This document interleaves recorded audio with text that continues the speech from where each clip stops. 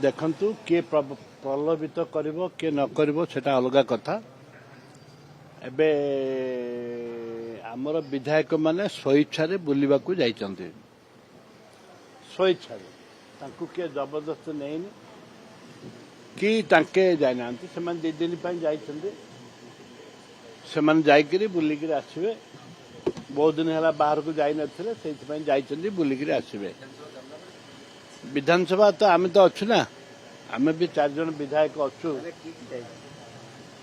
9 ଜଣ ବିଧାୟକ ଯାଇଛନ୍ତି। କୌଣସି ଆଇନରେ ରାଜନୀତି ଅଭିସନ୍ଧି ନାହିଁ, ଯାଇଛନ୍ତି ବୁଲିକିରି ଆସିବା ପାଇଁ।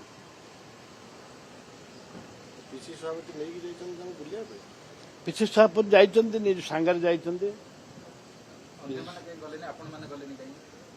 ଆମେ ସିନିୟର ବିଧାୟକ ମାନେ 4 ଜଣ ରହିଛୁ।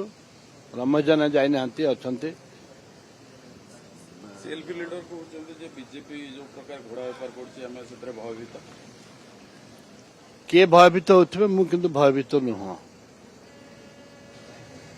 ଆମର ବିଶ୍ୱାସ ରହିଛି ଆମ ବିଧାୟକଙ୍କ ଉପରେ ଆମର ବିଶ୍ୱାସ ଅଛି। ସେମାନେ ଘୋଡ଼ା ବେପାରକୁ ହେବେନି ଏବଂ ନିଜ ଦଳର ନିଷ୍ପତ୍ତି ଅନୁଯାୟୀ ସେମାନେ ଭୋଟ ଦେବେ।